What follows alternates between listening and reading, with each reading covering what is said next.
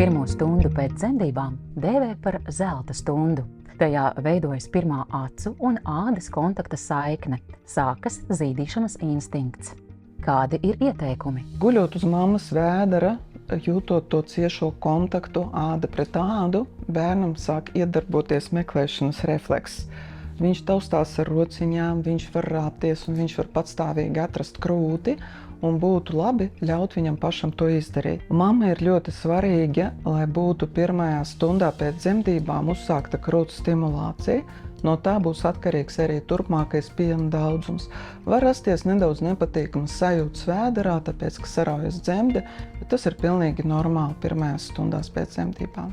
Piemērotas zīdīšanas pozas ir svarīgas labai zīdīšanas pieredzei. Pēc dzemdībām vai ķeizargrieziena izvēlies zīdīt bioloģiskajā pozā. Tā ir viena no ērtākajām un saudzīgākajām šajā atveseļošanās posmā.